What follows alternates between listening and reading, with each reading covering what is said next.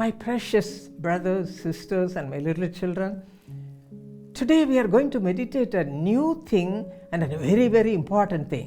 मेरे अनमोल भाइयों और बहनों और मेरे छोटे बच्चे, आज हम एक नई बातों पे मनन करने वाले हैं जो बहुत ही महत्वपूर्ण है।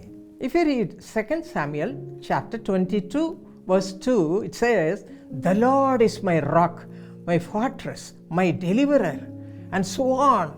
David is going on telling about the Lord in that way. अगर आप दूसरा शमूएल 22:2 पढ़ेंगे, दाऊद ने कहा, यहोवा मेरी चट्टान है, वो मेरा गढ़ है, वो मेरा छुड़ाने वाला है। परमेश्वर के लिए कई अच्छी बातें वो कह रहे हैं। David was a vessel chosen of God from his childhood onwards. Dawood अपने बचपन से परमेश्वर के द्वारा चुना हुआ एक बर्तन था। He realized that God is his rock, his fortress, and his deliverer, and he was going on telling many things in Psalm 18 chapter. भजन संहिता 18 में उन्होंने ये बात को महसूस किया, परमेश्वर उनका बल है, उनका शरण स्थान है और उनका मुक्ति का सिंह है। ये बात लगातार वो कहते चले जा रहे थे। My young people, my youngsters and my friends, how do you feel that God is, whether he is close to you, whether he loves you, whether you love him? Check up your life. मेरे जवान बच्चों, मेरे मित्रों, आप कैसा सोचते हैं? क्या परमेश्वर से प्रेम करते हैं? क्या परमेश्वर आपको प्रेम करते हैं? आप अपने जीवन को जरा जांच लें। Do you have the Lord as your rock? क्या परमेश्वर आपके जीवन में चट्टान समान है? If you believe, you shall see the glory of God. अगर आप विश्वास करेंगे, आप परमेश्वर की महिमा को देखेंगे। This is the word of God says. ये परमेश्वर के वचन कहता है। So you have to believe तो आपको विश्वास करना and है। accept God as your savior. परमेश्वर को अपना उद्धारकर्ता के रूप में आपको मान लेना है। When you are all alone, you say, "You are with me. Why should I be worried?"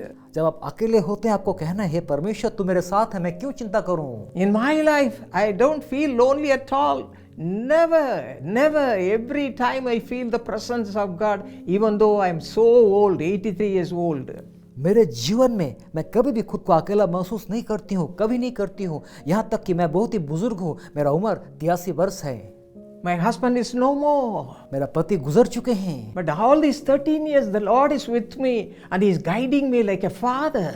लेकिन पिछले 13 साल परमेश्वर मेरे संग हैं, एक पिता होने के नाते वो मेरी अगुवाई कर रहे हैं। When I am sad, He is there to comfort me and console me. जब मैं दुखी होती हूँ, वो रहते हैं मुझे सांत्वना और तसल्ली देने के लिए। What more I need? मुझे और किस बात का चाह Young है? people, don't go behind your friends.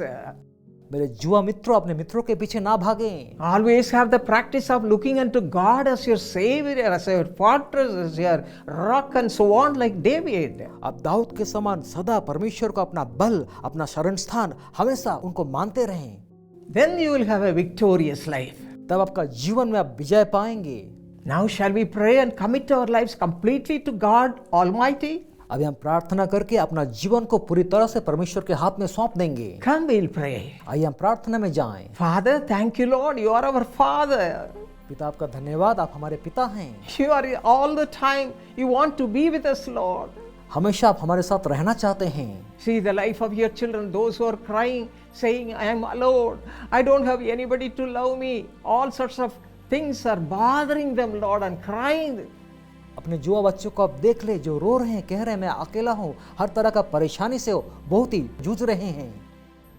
You are the God of all comfort. आप सारे सांत्वना का परमेश्वर हैं। Those who are feeling lonely, those who are alone, comfort them, Lord. जो खुद को अकेला महसूस कर रहे हैं, बहुत अकेले हैं, उनको आप तसल्ली दें।